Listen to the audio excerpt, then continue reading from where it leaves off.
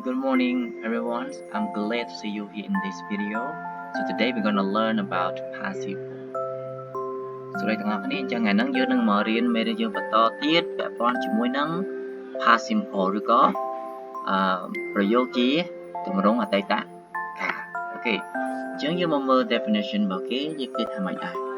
The past simple tense in English is used to talk about action or steps that happen at a specific time in the past and are now finished អញ្ចឹងគេថាយើងប្រើប្រាស់ past simple ដើម្បីបញ្ជាក់អំពីសកម្មភាពឬក៏អ្វីដែលយើងនិយាយនៅក្នុងអតីតកាលដែលវាបានកើតឡើងនៅក្នុងពេលវេលាជាក់លាក់ណាមួយហើយវាបានបញ្ចប់រួចរាល់ទៅហើយនៅក្នុងអតីតកាលIt's one of the most common tenses in English and is essential for recounting events, telling stories, and describing completed actions. យ៉ាងទូទៅគេប្រើ past tense ហ្នឹងដើម្បីនិយាយអំពីវិជាការនិយាយរឿងឬក៏និយាយអំពីសកម្មភាពដែលបានកើតឡើងហើយបញ្ចប់រួចទៅហើយអូខេយើងនឹងបន្តទៅមុខទៀតអញ្ចឹងយើងនឹងចាប់ផ្ដើមជាមួយនឹង regular verbs ដោយសារតែយើងមានលក្ខខណ្ឌច្រើនក្នុងការប្រើប្រាស់past tense អញ្ចឹងប្រព័ន្ធ regular verbs ពិតជាលើកទឹកចិត្តអ្នកនរគ្នាឲ្យធ្វើ research time នៅលើអ៊ីនធឺណិតដើម្បីយើងបានគេអាសព្ទជាច្រើនដើម្បីយកមកប្រើប្រាស់ក្នុងភាសាអង់គ្លេសរបស់យើងអញ្ចឹងនៅទីនេះ teacher លើកមកតែពីរទេប្រព័ន្ធជាមួយនឹង regular verbs គេអាសព្ទមិនប្រែប្រួលទី1បើសិនជាយើងធ្វើជា past simple ក្នុងគេអាសព្ទដែលវាបញ្ចប់ដោយអក្សរ e ស្រាប់ទៅហើយអញ្ចឹងបើសិនជាយើងប្រើធ្វើវាជា past simple យើងគ្រាន់តែថែម d ពីក្រោយហ្នឹងវានឹងក្លាយទៅជា past simple verbs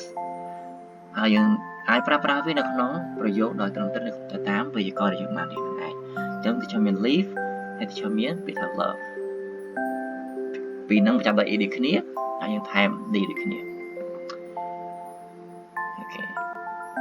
ហើយយើងក៏មានលក្ខខណ្ឌក្នុងកិរិយាសព្ទដែលបញ្ចប់ដោយ y ប៉ុន្តែមុខ y វាគឺជាព្យញ្ជនៈដូចជាពាក្យថា study យើងឃើញដល់ពេលយើងធ្វើវាជា past simple verb យើងត្រូវតែលុប y ចេញសិនបន្ទាប់មកថែម i ed ចុះសម្រាប់ verb ដែលបញ្ចប់ដោយ y ហើយនៅមុខ y វាជាស្រៈអញ្ចឹងបើលក្ខខណ្ឌហ្នឹងយើងឃើញគេអាសព្ទកន្លែងហ្នឹងយើងគ្រាន់តែថែម ed ទៅបានហើយយើងអត់ចាំបាច់លុប y ដោយលក្ខខណ្ឌខាងលើនោះទេហើយយើងក៏មានលក្ខខណ្ឌមួយទៀតពាក់ព័ន្ធជាមួយ one syllable verbs ending in a consonant vowel consonants យើងហៅថា CVC ហ្នឹងគេអាសព្ទដែលមានតែមួយព្យាង្គហើយវាចាប់ផ្ដើមជាមួយនឹងព្យញ្ជនៈស្រៈព្យញ្ជនៈអញ្ចឹងដើម្បីធ្វើវាទៅជា past simple verb បានយើងត្រូវតែ double consonant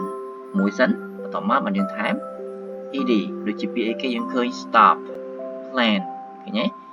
ឃើញពាក្យ plan យើងមានla n អញ្ចឹងធ្វើវាទៅជា past tense យើងថែម n មួយទៀតបន្ទាប់មកយើងថែម ed អូខេបន្តទៀតចុះសម្រាប់លក្ខខណ្ឌបញ្ចប់ដោយ w h o y អញ្ចឹងបើសិនជាយើងមើលគេអាសព្ទកន្លែងនេះបើយើងឃើញថាចូលលក្ខខណ្ឌហ្នឹងយើងគ្រាន់តែថែម ed ធម្មតាដែរអញ្ចឹងយើងមើលលក្ខខណ្ឌមែនតើបញ្ចប់ដោយ w h o y យើងគ្រាន់តែថែម ed ធម្មតាគេបន្តទៀតសម្រាប់គេអាសព្ទដែលមានចាប់ពី2ព្យាង្គឡើងទៅដូចយើងឃើញ prefer commit ប៉ុន្តែវាដើរក្នុងទម្រង់ CVC 3អក្សរចុងក្រោយហ្នឹងណាវាមានព្យញ្ជនៈស្រៈនិងព្យញ្ជនៈអញ្ចឹងដើម្បីធ្វើវាទៅជា past tense បាន past verb បានយើង double consonant ដែរបន្ទាប់មកថែម ed ខ្ញុំឃើញពាក្យ prefer ហើយឃើញពាក្យ commit អញ្ចឹង prefer ថែម ed committed right ឧទាហរណ៍ okay I walked to school yesterday ឃើញទេ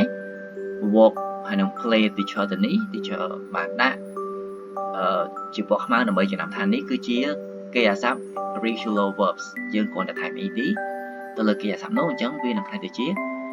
past tense ឬក៏ប្រយោគអតីតកាលហើយសម្រាប់ irregular verbs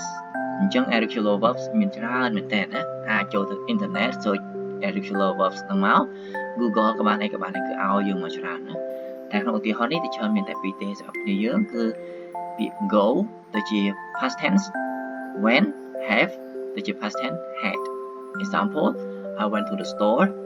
she had a great time អញ្ចឹងនៅពេលដែលយើងឃើញអញ្ចឹង I went to the store បើថាគេប្រាប់ថាគេបានទៅហាងឬក៏ខ្ញុំបានទៅហាងអញ្ចឹងសួរបានទៅហើយនៅគឺទៅរួចហើយអូខេសម្រាប់